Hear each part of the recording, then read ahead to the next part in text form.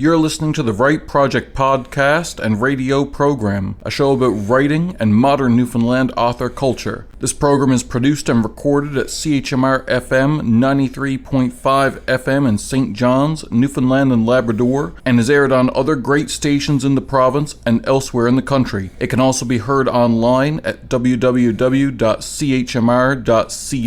I'm your host, Matthew LeDrew. Welcome to a very special episode of the Write Project podcast. Today, we've got a host of authors on to answer one of the most frequent questions that's asked of any author. We're asking them, what did you do with the first money you got paid as an author? And today to answer, we have on Colleen Helme from Utah. She is the writer of the Shelby Nichols Adventures series. Colleen Helme, what did you do with the first money that you made from writing? Oh my goodness. I'm sure I spent it on shoes. Okay. That's good. That's a good answer. At least it's not shoes. Bills. I'm always sad when people say just bills. No, shoes. I think I have a few boxes of shoes somewhere. I can't get rid of them, but I always like more. Oh, all right. Thank you very much. Next up, we have Rebecca North, author of Elliot and the Impossible Fish from Breakwater Books. What did you do with the first money you got paid as an author? I think I put it right towards paying off some of my student loans. That's fair. Yes. Yeah, not very exciting, but that is what I did, and it felt good. So yeah, it just felt great to get a paycheck for writing. It was very exciting. It is. Yeah, that's fair. Yes. Thank you very much. We have on the line J.E. Solo. J.E. Solo, this is a question from a bit of a bygone age, so I'll say the question the way it was phrased, and then I'll alter it a bit. So the question as phrased is, what did you do with your first advance? Which I giggle sadly at, and then I rephrase and say, J.E. Solo, what did you do with the first money you ever made from your writing? Well, most likely, it was just went to pay bills. Yeah. So most likely, so far, anything coming in there is sort of a part of my income. Yeah. And so I can't really think of, giant sums of money where I went out and did something really special. Of course, I've celebrated a few times. And that's more and more. I noticed that the more serious the author is about like this being their job, that's more and more the common answer. Because like if it's one thing if you wrote a novel and this is the only one you'll ever write and you're gonna keep your day job, so any money you get from it is like a bonus money. But if this is your gig, that's just your paycheck. It's like asking someone what they did with their paycheck. You paid bills. That's what you do. Yeah, that's true. I relate to that. Yeah. I would say that's very true. Thank you very much. Next on the line, we have Chelsea B., author of London Calling and Christmas Mornings. What did you do with the first money that you made from your writing?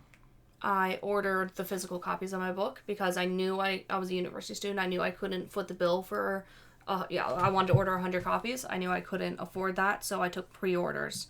And all that pre-order money went reinvested into print copies. Thank you very much. Next on the line, we have Jamie Thomas, all the way from Wenatchee, Washington. She is the author of Asperfell.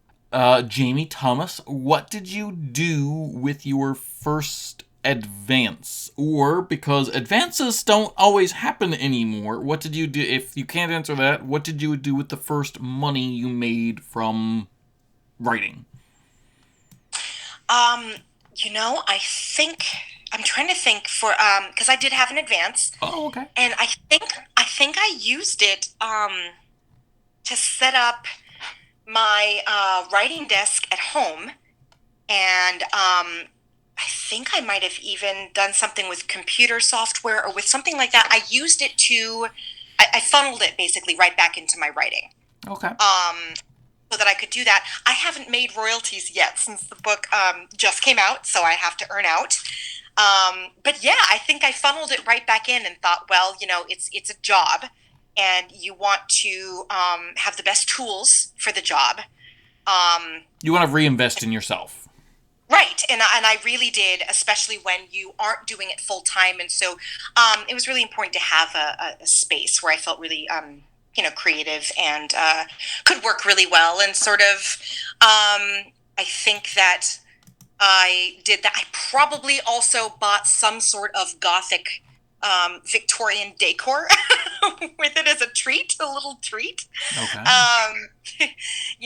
Just to surround myself. I love to surround myself with inspiration there. I'm actually looking at a couple candlesticks with black tapered candles that are sitting on my desk, and lately I've taken to burning them when I'm writing, and it just creates such a nice atmosphere for me.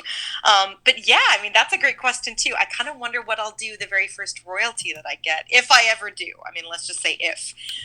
That is a thing that happens, sadly, but yeah.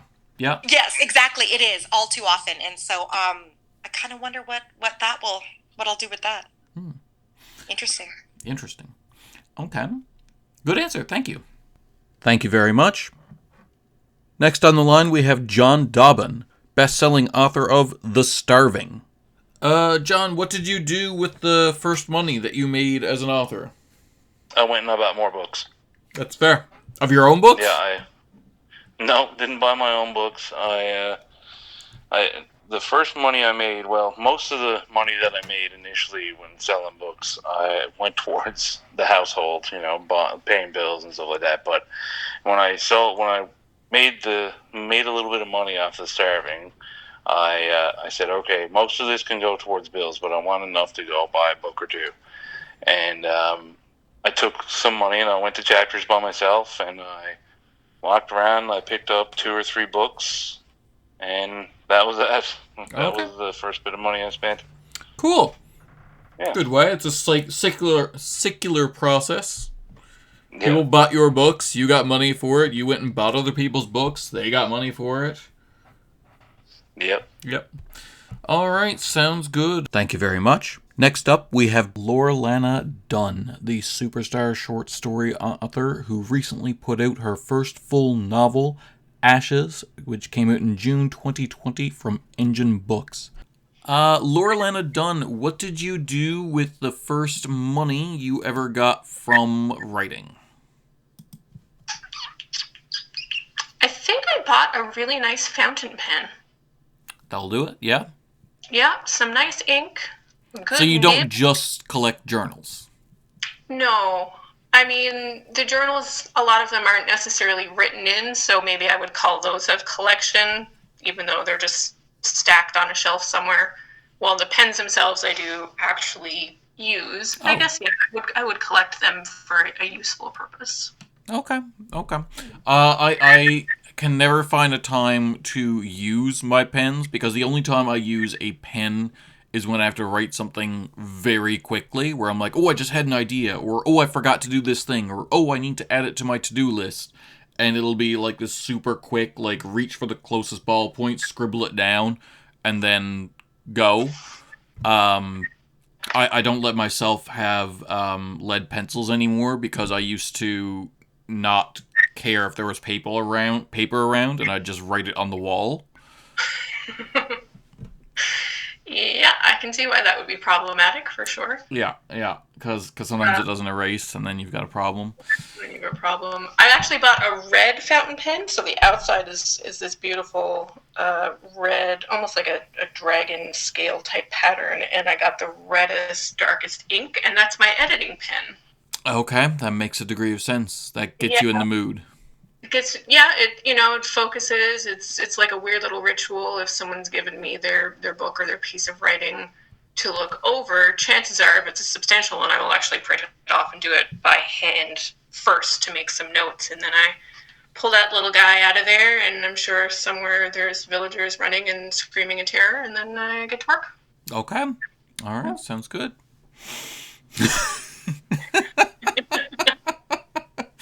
I have a dragon pen, and I think of the words as villagers running in terror. Die, die, die. It puts me in the mindset for constructive criticism. Okay. Wow. Right. That's awesome. Thank you very much. Next up, we have B.C. Laybolt, the Canadian independent author of the 10th Lunan Regiment series, a military sci-fi saga. He also writes an immersive dark fantasy series. His current titles include To Drown in Sand, Juris Lunans, To Drown in Ash, The Dog, Bone, and Upon a Wake of Flame. What did you do with your first advance, or if you're not traditionally published, the first money you made as an author? Actually, that's an awesome question because it's got a great story. All I wanted was to make the same amount that a first-time novel author would make. And you definitely did, because that's nothing. Yeah, exactly. Well, that's the thing about being an indie writer people don't understand, is that it's almost like being an actor and getting your first movie. Yeah, you were in Star Wars, but you made like $100,000. Now go away. So people don't get that. Oh, you're a writer. Who are you with? And well, I'm an indie writer, and they're like, oh. But the problem is, you make this. You know, you can if you're successful. I haven't yet, but for the advanced target, you're going to make the same. Like you get like a $600 check in the mail, and you're a New York Times bestseller, and now you have to, do publicity and all that crap. And if it does really well, they might pay you a little more. If not, you need to get another book out right away. So people don't typically know that, and that was one of my first big lessons. But I had one goal. Two. One, the first goal was to make what I would make on a reasonable advance for a first novel. And when I did research on that, what's his name? John Conrath, I think his name is, and he unboxed it all. J.A. Conrath is his name. Fantastic website. He just bailed on traditional publishing and went indie and made millions and millions of dollars. He said a first-time novelist advance is approximately $500. That's pretty gross. Yeah. It is, and so I cleared that. So that was my goal. I'm like, hey, man, you know what? I broke even. That's fantastic. And I have all my rights, which is awesome. Yeah. The second thing I wanted to do was to be able to buy a tank of oil. If I could heat my home with the revenue from my book sales, I will be a happy puppy. And the early warning sign that we were doing okay was I would take my wife out for a cup of coffee. And it was 1 month after first release. I'd gotten the equivalent of the advance.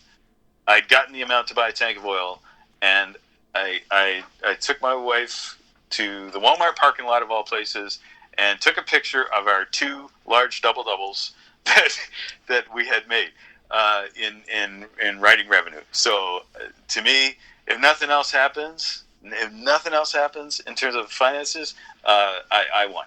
I won the game. Awesome. Great outlook. Thank you very much. Next up, we have the author of Alligator and February, Lisa Moore. Lisa Moore, what did you do with your first advance? Or if you didn't get an advance, if that's not an appropriate question, what did you do with the first money you made from your fiction? Well, I think probably the first real serious money that I made with my fiction came from a Canada Council grant. Oh. And I was able to live on that for as long as it took to write a collection of stories, or probably almost as long. I'm sure that I made money in other ways during that time when I was writing my first collection of stories. But I think it was $10,000, and I had a child, and that money was, I had a husband too, but that money just allowed me the time to give some time to writing. And I remember it was just hugely important. That short story book you're talking about, that's open, right? No, it was called Degrees of Nakedness. That was the first short story collection I wrote. Really? I've read Degrees of Nakedness. I didn't know that was your first. I always thought it was open. I love Degrees of Nakedness. It's wonderful. Thank you. Yeah. Thanks for reading it. Oh, no, yeah, no, my pleasure. One of my, definitely one of my top 20 books of all time, and I'm quite a ridiculous reader. Oh, that's very nice. Thank you. Yeah, I mean, it'd be nicer if it was number one, but I'm not. I'm sorry. I'm happy with top 20. Believe me. Yeah, yeah. I read about like 500 books a year, so it's hard to break that top 10. Thank you very much. Next on the line, we have Kayla Krantz, who's calling in from Detroit. She's originally from Houston. She writes the Rituals of the Night series. What did you do with your first advance? Or, to put it another way, what did you do with the first money you made as an author? All the money that I currently make, because honestly, I don't make as much as I spend. It goes right back into paying for covers and editing and marketing. Yeah, a lot of it goes right back in. I think people have an inflated sense of how much authors make. Like, people think that we're all quite rich, and that's not the case. Yeah, because when I was working at Walmart, some of my coworkers, when they found out I was a writer, they're like, well, why are you working here if you're making that much? And it's like, there's different tiers of salary for authors, just as there are any job. Yeah. I don't know what it is in the States, but in Canada they did a study in 2017, so 2 years ago, and the average amount that an author made from their work in Canada was $10,000 a year. Yeah, I think that's about the same for the U.S., too. Shockingly low. Thank you very much. Next up, we have Morgan Murray, author. Currently, he has the book Dirty Birds with Breakwater Book. Morgan Murray, what did you do with your first advance you got, if anything? Or if you didn't get an advance because of realities of the publishing industry, what did you do with the first money that you made from your fiction? The first money I got was for fiction. The Port Authority group, we teamed up with Lisa a few years ago and put out the book of short stories called Racket. That's where I know you from. Yes, yeah. Yes. I have the story about the guy getting hit by the bus. Yes, that was a wonderful short story. Oh, thanks.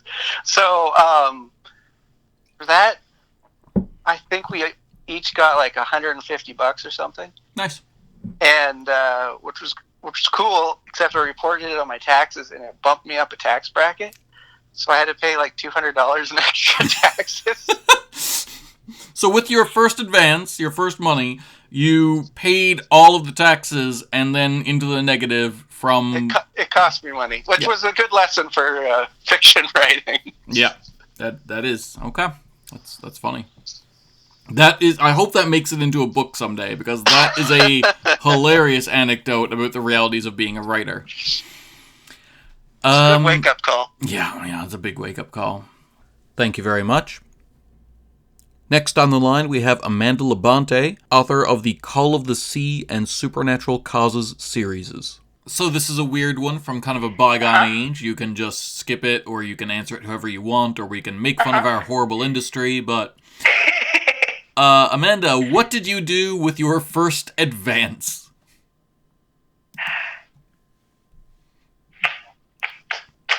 I mean, it wasn't much. Yeah. But did you get one? I didn't get an advance. I got I got my first royalty. I remember getting. Yeah, absolutely. I didn't get an advance. I got a royalty, and I remember it wasn't much. And I remember just kind of sitting it in the bank account and kind of thinking about what I would do with it. But then, fun story. Before I got my next advance, the publisher went under, so I didn't really get time to let it build up. Yeah. But also, I think now you have this idea of you just take that money and you put it back into the, advertising and stuff like that and other book projects so that, hopefully it gets a point where it's substantial. You reinvest it. I mean, my goal going forward is more, and I know there's some debate over this because is your writing art? Is it, can it still be art if you use it as a business model? And I just kind of, because I come from a business background as well as an arts background, and I kind of view managing my writing career as though I'm managing a small business. And that's not to say that like I only create like a product or I only create what people want. It's just that you wouldn't assume that you could do most things without investing in it or investing in yourself. So yeah. I do view books as I mean, it is a long-term investment. That's a book is an asset. Like it's intellectual property that you created. You'll own that your whole life. And anyone who says that art isn't also a product is kind of kidding themselves. It can not be that. Like someone who does really, really cool graffiti, like street art kind of thing, they're not selling that, but at the same time, someone might take a picture of it. Unless they're building a brand, and some people are. Yeah, which is true, I mean, it's totally up to the individual, but for a lot of people, especially authors, I think, who want to have other people read their work and pay something for reading that work, just to recognize the time they put into that work. I think it's, and we don't. I hear it because I'm around writers, so I hear it from the writing perspective. But I mean, it's not just for writers. I mean, musicians are managing their careers more than they ever did. You got indie musicians planning their own tours and planning their own recording sessions, and it's writers more and more are handling more and more of their careers. So and they always were to an extent. It just we weren't saying that. We were basically just perpetuating this myth of the starving writer. Yeah. Yeah. Yeah, absolutely. Thank you very much. Next on the line, we have Nicole Little. Nicole Little is an acclaimed short story author who has been featured in more than a half dozen titles just in the last year. She has been featured in Kitsora, the autobiography, best-selling Dystopia from the Rock, Flights from the Rock, Monsters, Beyond, and Apocalypse, Eerie Christmas, Love, and Bad Romance. It's just a plethora of short story material. Currently, she is working on The Lotus Fountain, which is going to be one of the books included in, or novellas included in a big project from Engine Books that we can talk about now called Slipstreamers. Nicole Little, what did you do with the first money you made from writing? I think I bought a book. That makes sense. You know what? That is a frighteningly common answer. I know. I've been, I'm pretty sure I bought a book, and I've accumulated a bit in my PayPal account now from bits in here and there. Yeah. And that's my plan for that too. I'm gonna buy a book with that. Cool. That sounds. I mean, worst things to spend money on. Well, if I'm going to spend money on anything, it's probably going to be a book. I mean, on the other side, I can see, because there's a couple, really good marketing courses out there, and they're really expensive. So, for an indie author, marketing for books, I mean. So, for, an indie author out there, I can even see if you're making, $20, $30, $50 at a time getting submissions work, just leave that in the PayPal account, because those courses can be so expensive. They're $800 or $900, and it's prohibitive. Oh, wow. But if you just saved up all your commission work until you had enough, and then it's found money. You know what I mean? Yes. Yeah. I've just been letting it sort of accumulate there, and of course I had to pay Bridget for her idea that time. So of course I had to dip into it for that. Yeah. Yeah. Absolutely. Now this 12-year-old is sitting there with a PayPal account. Or how old is she? She should be 9 in December. 9-year-old with a PayPal account. Even better. Yeah. Funny. Thank you very much. Next on the line we have Matthew Daniels, the author of the upcoming novel Diary of Knives. Matthew Daniels, what did you do with your first advance? You can change that to what did you do with the first money you made as a writer, whatever you want. Yeah, advances are not exactly something that I've structured my writing plans around. Payment? Advances and payment are two different things. One is gone, Yes, the other can never go. Well, it definitely shouldn't. Well, by which I mean one is gone, and it, as sad as it is, it kind of went without a fuss because of financial, like, economic realities. The other can't go because there should be riots if it does. Yeah, and I've never confirmed a bunch of these numbers, but people have looked at the trajectory of writer payment over time. And there was a day when, if you were putting out a few short stories a month even, you could make a living at that. Wasn't necessarily high on the hog, but you got your $40 or $100 or whatever it was for selling a short story. You do that a couple of times, and you got, like, say, $300 or $400 a month. And back then, that was enough to live on. And those numbers haven't really changed in the last, like, 200 years. You can still write a short story of, like, 5,000 words or so and get, like, $20. And that just doesn't go as far as $20 did back then, but it's still the same pay rate. That's true of a lot. I mean, cost of living has gone up, and minimum wage / low wage has not.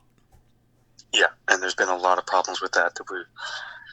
There's a lot of stuff we can get into on that road in terms of how systems should change, but that's a big discussion. Yeah. But yeah. But speaking of, like, saying it's always been like that, there's always been exceptions too, and I feel like it's easy to get blinded by that. Like, do you know how much Stephen King got as an advance for the paperback royalties, like the paperback rights to his first novel? Not at this point, he wasn't Stephen King with a capital S and a capital K. His first novel, Carrie. I don't. It was 1977, I believe. It might have been, like, give or take, because Carrie. Right. It was $400,000. Wow. Yeah. He'd gotten $4,000 for the hardcover rights, and he would talk, and he was like, if I hadn't been married with 2 kids, one of whom was sick, I probably just would have quit my day job right then and there. I can live for a year off $4,000, yeah. But he didn't. He kept doing his day job as a school teacher at the time and stuff like that. It's weird to think of King as a school teacher, but he was. And, yeah. And him and his wife were talking one night, and she asked him how much they could expect for the paperback rights, and he was like, they might not even ask for paperback rights, because back in the day, the big publishers, and still to a degree did hardcover, then paperback after proven sales in hardcover. But, yeah, he was like, well, this person I heard of got $40,000. She was like, oh, do you think we'll get that much? And he was like, no. First-time writer, I'll never get that much. And yeah, when they called, it was $400,000. They were living in a 1-bedroom trailer with their 2 kids at the time. And this was a time when a single man willing to make sacrifices could get through a year at $4,000. Yeah. That's not the kind of numbers I'm seeing. Yeah, no, that's a game-changing amount of money. Yes. Yeah. Much like how J.K. Rowling, right from the first book with Harry Potter, went from, what was it she was doing? I don't remember. Was she also a teacher? I don't know. She was a teacher as well. But she went from struggling with raising a child as a single mother to very much financially secure. Yeah. She's not looking for work. Right? Yeah. But it would be disingenuous to characterize the kind of success that these 2 writers have seen as a reasonable expectation for a new writer. No, and I think there's a problem where people hear that and they go, oh, I can do that. And, like, anything less than that is seen as a failure. And it's like, yeah, the average writer in Canada makes less than $10,000 a year from their writing. They make the rest of their money through teaching classes or, editing or just plain having a normal day job. That sucks, but it's the way it is.